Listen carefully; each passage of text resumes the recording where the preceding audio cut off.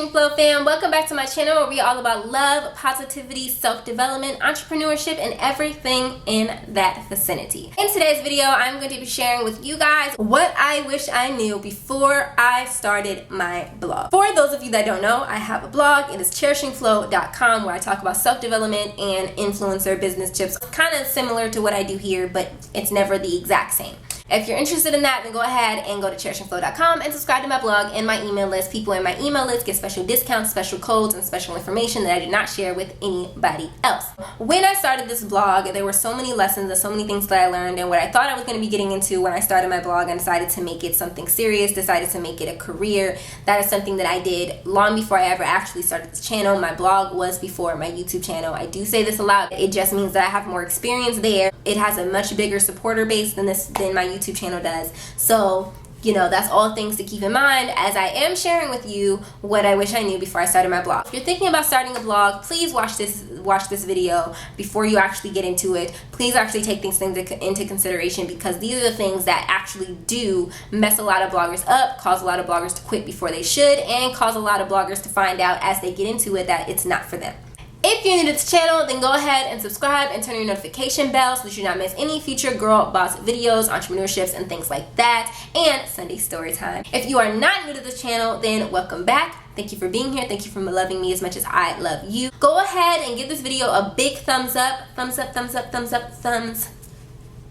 Without further ado, let's get into the video. So the first thing that I wish that I knew before I started my blog is how hard website designing is. Themes and coding and getting your website to look the way that you want to, it's actually a lot more difficult than it seems. And if you're trying to do it by yourself, you are going to go through a frustrating struggle unless you know all of that techie website stuff. If you're not tech savvy, such as myself, then website designing is going to drive you absolutely mad.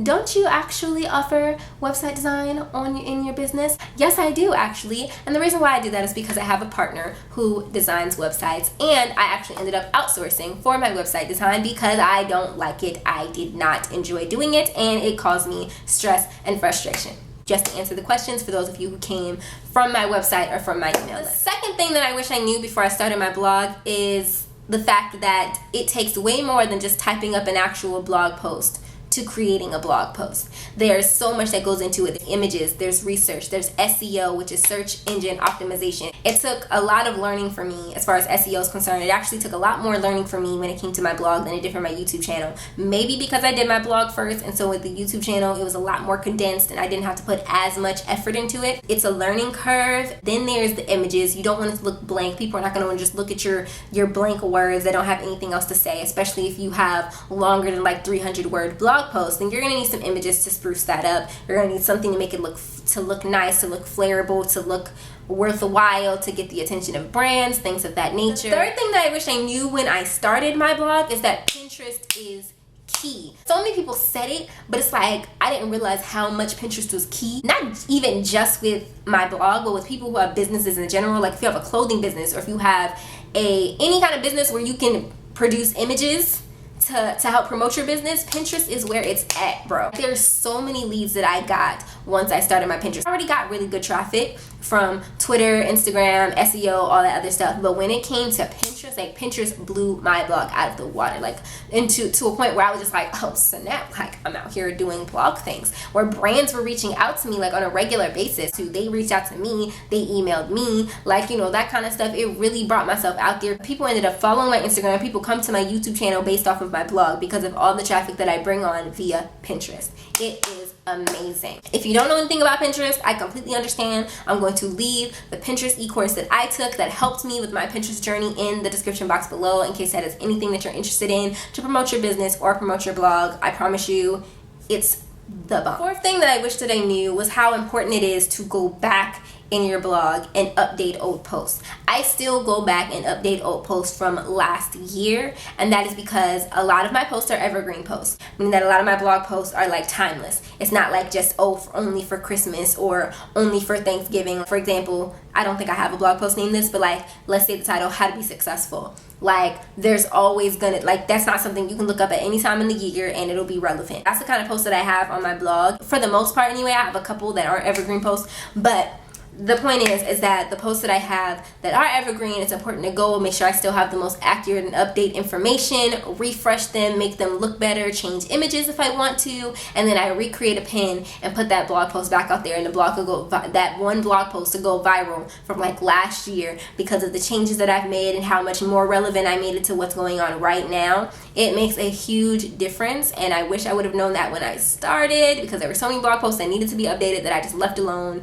And then when I went back and did learn to update some and stuff like that, they blew up in ways that they didn't when I even first wrote them. The fifth thing I wish I knew was that I was going to need to outsource. Having and running a blog, especially as a business, is hard. It's a lot of work. It takes a lot of effort. There's social media marketing, Pinterest graphic creating, Pinterest scheduling.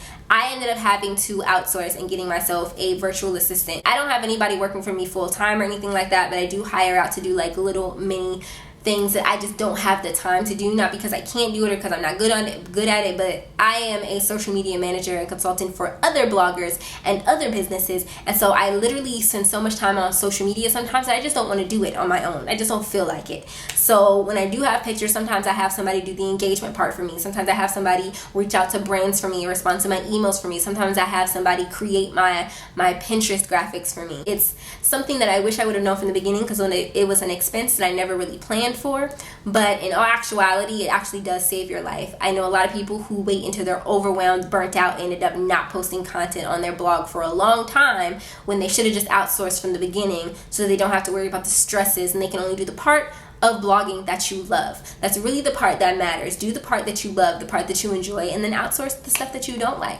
That is why I don't fool around with my website designing. I don't fool around with graphic creations as much as I possibly can. So outsourcing is really important. When you have a business, period, I feel like outsourcing is important, because sometimes when I outsource for my actual business, things that I don't have time to do. In order to maintain balance and mental health, I really needed to outsource, and I really wish that was something I considered or thought about when I first started my blog, because I ended up getting burnt out and frustrated and stressed and almost quit because I was doing way too much. The sixth thing is that I wish I would have known is that networking matters. Like, the more bloggers you know, the more bloggers you reach out to, the better your blog does. Not just because they support you while you're supporting them, but because there's so much that you learn, so much that you get from other bloggers, so much that you get from other people, so many ideas that you can go back and forth with. When you're not sure about something, you can send it to other bloggers that you trust, and they will give you your like an honest feedback. Some of them can send you like better ebooks, e-courses, things that you never thought about or things that you never considered. The reason why I learned so much as much as I did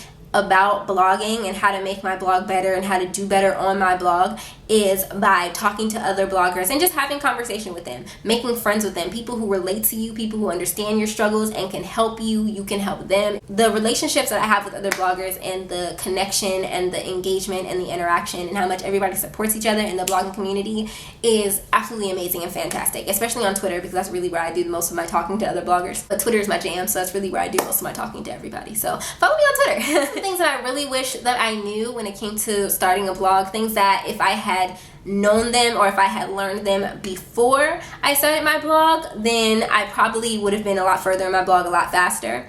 But hopefully, if you take these into consideration, utilize these tools, utilize these tips, then when you start your blog, you'll either, one, know that blogging is not for you, or two, you'll be able to take the best steps to give yourself the biggest advantage so that your blog is successful and you can get your blogging business up and running and moving. And yeah.